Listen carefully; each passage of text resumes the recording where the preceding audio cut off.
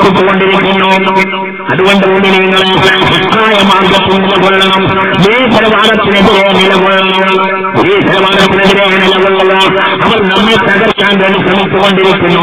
എവിടെയും പാഠപുസ്തകങ്ങൾ വഴി മാത്രമല്ല, എവിടെയും അവർ കുഴപ്പമുണ്ടാക്കിക്കൊണ്ടിരിക്കുന്നു. വിജയത്തിന്റെ ലക്ഷ്യങ്ങളാകട്ടെ ബഹുമാനപ്പെട്ട സമസ്തയെ നാളെടുത്താനുള്ള എല്ലാ പ്രവർത്തനവും നടത്തിക്കൊണ്ടിരിക്കുന്നു. വളരെ ചിന്തിക്കണം. വെറുതെ കയ്യബദ്ധം വരികയൊന്നുമല്ല.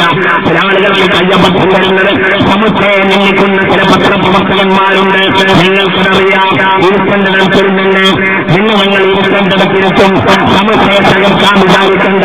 ഞങ്ങളായാലും നിങ്ങൾ പത്രസമ്മേളനം നടത്തിയ സമുദായമുണ്ടാക്കിയ ഒരു പത്രത്തിന്റെ ഉള്ളിലിരുന്നിട്ട് സമുദായത്തിന്റെ മഹാന്മാരായ ആത്മീയങ്ങൾ നിന്ദിക്കാൻ ആരെങ്കിലും മെനക്കെട്ടാൽ നിന്നെയൊന്നും അസാധുക്കൾ കുട്ടിയടിച്ച് രൂപപ്പെട്ടില്ല.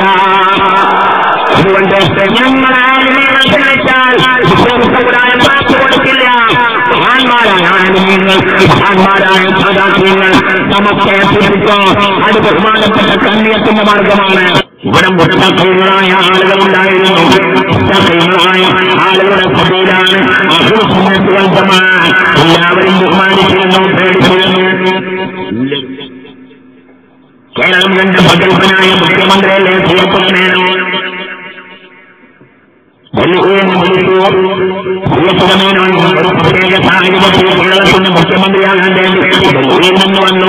തിരുവനന്തപുരത്ത് വണ്ടി ഇറങ്ങിയപ്പോ പത്രക്കാരികൾക്കോ എന്തിനാണ് പെട്ടെന്നുള്ളവരവ്. ഡൽഹിയിലായിരുന്നു. ഡൽഹിയിൽ നിന്ന് വിളിച്ചു വന്നു. അപ്പോൾ പറഞ്ഞു, എന്നോട് ചോദിക്കണ്ട, കൊയിലാണ്ടിയിൽ ഒരാളുണ്ട്, അവരോട് ചോദിച്ചോളൂ. ആരാ കൊയിലാണ്ടിയിലുണ്ടായിരുന്നത്? മഹാനായ സയ്യിദ് റഹ്മാൻ ബാബാ തങ്ങൾ റഹിമഹുല്ലാഹ്. കേരളത്തിന്റെ സുവർണ്ണ കാലഘട്ടം എന്ന് പറയുന്നത്, ഒരു കാലഘട്ടം എന്ന് പറയുന്നത് സിയച്ചുനാളിന്റെ പേര ഒരു ബാപ്പക്കടങ്ങളാവണം. എന്തിനാ ഒന്ന് വെച്ചു? അപ്പോൾ പറഞ്ഞു, ബാപ്പക്കടങ്ങളുണ്ട്, അവര് വിളിച്ചിട്ട് വന്നതാണ്, അവരെ പോയി ചോദിച്ചോളുക. ചിന്തിക്കണം.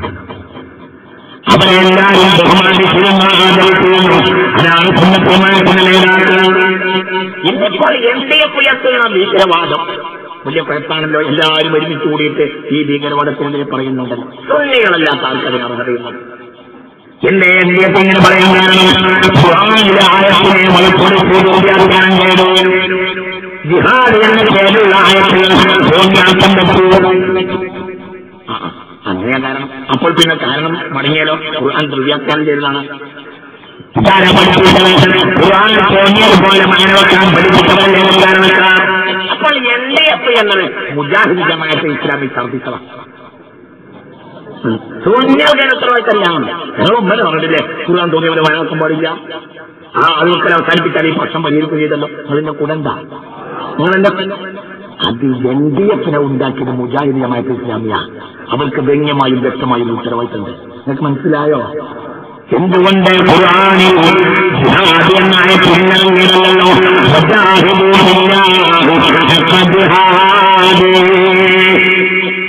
കാലവും പറഞ്ഞതായ പുസ്തകയിലേക്ക്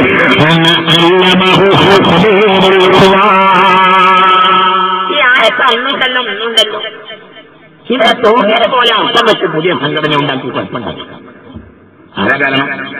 കാരണം ദുർവ്യാഖ്യാനം തോന്നിയത് പോലെ മാനവക്കാൻ പഠിപ്പിച്ചവരാണ്. ആരാണ് ശേഖരൂരിനെ കൊണ്ട് നടന്നിരുന്നത്? ശേഖരൂരിനെ കൊണ്ട് നടന്നത് മുജാഹിദ് വിഭാഗമായിരുന്നു. സുന്നികൾക്കെതിരെ ബാലപ്രവാദം നടന്നുകൊണ്ടാണ്. ശംസുലയോട് അന്നേ ചോദിച്ചു, ശേഖരൂര് കാഫറാണോ? അപ്പോൾ ശേഖരിൽ വെച്ച് മറുപടി, കാഫറുമല്ല, അരഫുറുമല്ല, മുഴുവനും ഫുറാണ്. അന്ന് മുജാഹിദ് കൊണ്ടിറക്കാം. ഞങ്ങളുടെ നേതാവ് പറഞ്ഞത് സമ്മേളനത്തിൽ ചോദിച്ചു ശേഖരൂര് കാഫറാണോ? അപ്പോൾ പറഞ്ഞു, കാഫറുമല്ല, അരഫുറുമല്ല, മുഴുവനും ഫുറാണ്. അന്ന് വഹാബി കൊണ്ടിറക്കാം. ആരവരെ കുഴപ്പമുണ്ടാക്കിയത്? ആരവരെ മമടികൾ ഇല്ലാതാക്കിയത്? ആരവരെ സ്നേഹബന്ധം ഇല്ലാതാക്കിയത്? കുഞ്ഞായി മുസ്ലിയാർ എന്ന് പറഞ്ഞാൽ മഹാനായ സൂഫിയായിരുന്നു, വലിയ ആരിഫായിരുന്നു, വലിയായിരുന്നു. പറഞ്ഞ് ഞാൻ കേട്ടിട്ടുണ്ട്. വലിയ റിയാദുസ്സാലിഹീൻ എന്ന വിശ്വവിഖ്യാതമായ കിതാബ് മലയാളത്തിൽ കവിതയാക്കിയാളാണ് ബഹുമാനപ്പെട്ട കുഞ്ഞാലി മുസ്ലിയാ റഹിമഹുല്ലാഹ്. റിയാദുസ്സാലിഹീൻ ഖുർആൻ ഹദീസിന്റെ മഹാഗ്രന്ഥം മലയാളത്തിൽ കവിതയാക്കി സഫീനത്തുമാല എന്നൊരു പേര് കൊടുത്തു.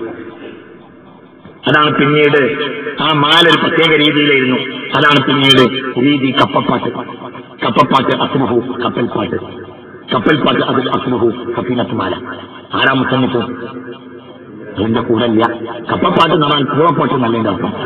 കപ്പപ്പാട്ട് അസ്ലുഹു കപ്പൽപ്പാട്ട് അസ്ലുഹു സഫീനത്തുമാല. ആരാ സഫീനത്തുമാല ഉണ്ടാക്കിയത്? വലിയ ആലിമാ, വലിയ ആളാ. ഹിന്ദുസ്ഥാനിൽ പറഞ്ഞിട്ടുണ്ട്. ആർക്കും അള്ളാനോട് പറയും, പക്ഷെ നിലകൊന്നും എനിക്കത്ര വലിയ ജോലിയൊന്നുമില്ല. എനിക്ക് നിനക്ക് ഇബാദത്ത് ചെയ്യണമെന്നാണ് എന്റെ താല്പര്യം.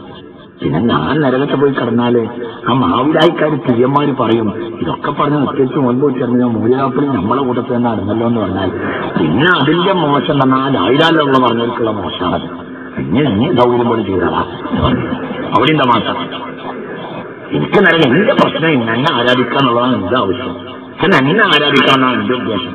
പിന്നെ ഞാൻ നരകത്തിൽ കിടന്നാൽ പ്രശ്നം എന്താണെന്നറിയോ? ഈ ലായിലാലിലൊക്കെ പറഞ്ഞ മൂല്യരാപ്പുളിയും നമ്മൾ ഈ കൂടെ തന്നെ വന്നല്ലോ എന്ന് മാവിലായിക്കാർ പ്രിയന്മാര് പറയും. അപ്പൊ ലായിലാലിലൊക്കെ ഒരു മോശം ഉണ്ടാവും. എനിക്കത്ര ദിവസമില്ല. അതിന് ഉള്ളിൽ സാധനം വേണം. അതുണ്ടായൊരു കാര്യമല്ല, സാധനം വേണം.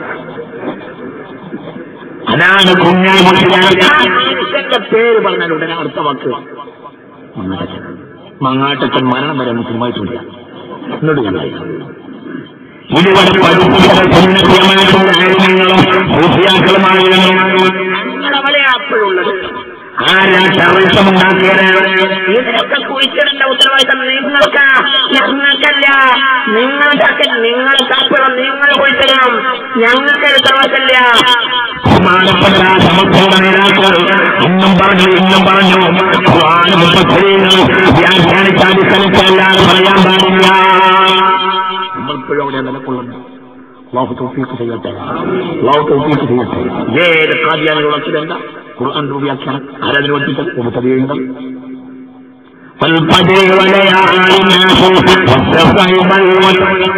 വ്യാഖ്യാനം മിർസാ ഗുലാം അഹമ്മദ് ഖാദിയാനി എഴുതിയാണ് വ്യാഖ്യാനം. ഫജറിനെ തന്നെയാണ് സത്യം. ഫജർ എന്നാൽ 1-ാം നൂറ്റാണ്ട്. വലയാലിന് ആശർ 10 രാത്രികൾ തന്നെയാണ് സത്യം. എന്നാൽ 10 നൂറ്റാണ്ട്. 10 11 ഇരട്ടയാ തന്നെയാണ് സത്യം. 11 2 13 വൽവത്തിൽ ഒറ്റ തന്നെയാണ് സത്യം. 13 14 അതിന്റെ അപ്പുറത്തുണ്ട് ഹൽഫി ദാലിക അസമുല്യ ബുദ്ധിയുള്ളവർക്ക് ഇതിൽ പാടുണ്ട്. ഇത് മിർസാ ഗുലാം അഹമ്മദ് ഖാദിയാനി 14-ാം നൂറ്റാണ്ടിൽ നിബിയാവും എന്നുള്ളതിൽ തെളിവാണ്. മനസ്സിലായില്ല എന്റെ 14 പറഞ്ഞത് വലയാലിന് ആശർ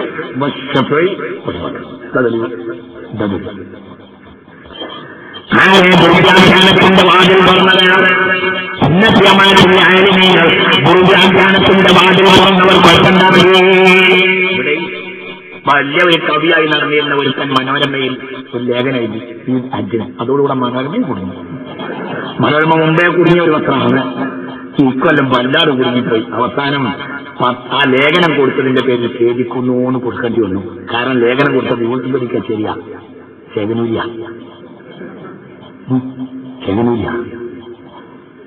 അവസാനം പത്രക്കാർ വരെ മാസം ആരൊക്കെ ചീത്ത പറഞ്ഞു? ഇസ്മായിൽ നബിയെ ചീത്ത പറഞ്ഞു, ഇബ്രാഹിം നബിയെ ചീത്ത പറഞ്ഞു, ആദർശനെ ചീത്ത പറഞ്ഞു. മഹാന്മാരെ ആക്ഷേപിക്കുന്നതിലാണ് വിജാത്തിന്റെയും കുപ്പറിന്റെയും മാർഗങ്ങളിൽ നിൽക്കുന്നത്. കേരളത്തിലെ ഏറ്റവും കൂടുതൽ ആളുകൾ ചേകനൂരിലേക്ക് വരുന്നത് ഇബ്രാഹിമിൽ നിന്നാകുന്ന കേസിയുടെ മരുമകൻ വരെ ചേകനൂരായി കഴിഞ്ഞു. കേരളത്തിൽ ഏറ്റവും കൂടുതൽ ആളുകൾ ചേകനൂരിൽ വരുന്നത് 1 അരീക്കോട് ഏരിയ, 2 പുളിക്കൽ ഏരിയ. കേരളത്തിൽ ഏറ്റവും കൂടുതൽ ആളുകൾ ചേകനൂരിലേക്ക്. ഇതങ്ങനെയായത് എന്തേ? നീർക്കോലി മുട്ടാൽ പിന്നെ ഇതിന് പഠിപ്പിച്ചതായ ഗുജറാത്തിന്റെ കക്ഷികളാണ് ഈ ഭാഗം തുറന്നിട്ടുള്ളത്. ചിന്തിക്കണം.